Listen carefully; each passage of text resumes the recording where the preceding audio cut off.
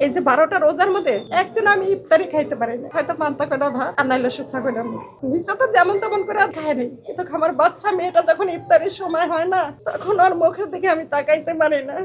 5 আগস্টে ও শেষ বিদায় নিয়ে যায় আমার কাছ থেকে। ও বইলাই যায় যে মা আমি শহীদ হইতে যাইতেছি, আমি ইনশাল্লাহ শহীদ হয়ে ফিরবো। তো আল্লাহ তাআলা না ওর কথাটা খুব শিগগিরই লেখা ফেলাইছিল, কারণ ও নিষ্পাপ ছিল। আমি কিন্তু একজন অসুস্থ, আমার ডান পাশের বুকে টিউমার আছে, আমার কিডনিতে একবার আমার ইউসুফ থাকা সত্ত্বে পানি আসছিল, এখন আবার সেই সমস্যাটা আবারও দেখা দিয়েছে। আমি ভীষণই অসুস্থ। ইউসুফের বাবা, ইউসুফ শহীদ হওয়ার পরে উনি 2বার স্ট্রোক করছে, উনি পাও রিক্সা চালক, হয়তো 200-300 টাকা তার অর্থ, সেটা দিয়ে আমার সংসারটা কোনো রকম চলে। আমার শেষ সম্বল জমানো কিছু অর্থ ছিল, সেটা আমি শেষ করে দিচ্ছি। দীর্ঘ এই 18 মাসে শুধু বিভিন্ন মন্ত্রণালয়, বিভিন্ন জায়গায় যেয়ে আমি দৌড়াদৌড়ি করে সেটুকু শেষ করি। চ্যানেল অনের একজন সাংবাদিক সাইরুল কবির ভাইয়ের নাম্বারটা আমাকে দেয়, যে দেখেন আপনার কষ্টগুলো তো আমরা দেখছি, আমি ওনার কাছে সবই পাঠাইছিলাম। তো বলছে সাইরুল কবির ভাইয়ের সাথে যদি আপনি যোগাযোগ করেন তাহলে হয়তো আপনার সন্তান ন্যায় বিচারও পাইবো এবং তার মর্যাদাটাও পাইবো, আপনার পাশে এসে দাঁড়াইবো, বিএনপির ফ্যামিলি থেকে এসে আপনার পাশে দাঁড়াইবো, সহযোগিতা করবো।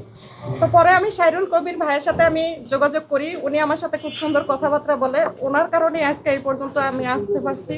উনি আমাকে যথেষ্ট পরিমাণ সহযোগিতা করে। আর সবচেয়ে বড় কথা হইলো এই যে সাংবাদিক ভাইরা আছে না, মানে অনেক সময় শুনতাম যে এরা ঠিক মতো কাজ করে না, কিন্তু আজকে এই সাংবাদিক ভাইদের কারণে, আমি এদেরকে ধন্যবাদ দেওয়া ছোট করবো না, আমি আজকে এদের কারণে এই পর্যন্ত আমি আসতে পারছি। এরা যদি আমার পাশে না থাকতো তাহলে আমি এই পর্যন্ত আসতে পারতাম না, কখনোই না। শহীদ ইউসুফের একটা ছোট বোন আছে, 12 বছর বয়স। গত বছর আমি অর্থের জন্য ভর্তি করতে পারি নাই, এই বছরও এখনো ভর্তি করতে পারি নাই। এই যে আজকে 12টা রোজা, কোনোদিন ভাত হয়, কোনোদিন হয় না।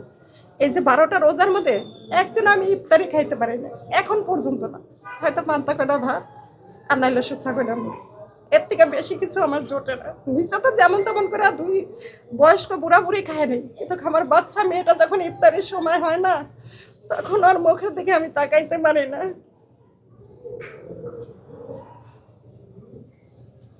তো এখন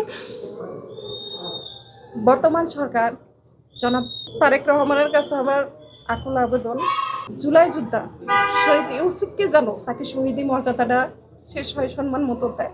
আমি অসুস্থ মা, আমি তাহলে মইরাও শান্তি পাবো যে আমি দীর্ঘ 18 মাস যুদ্ধ করছি।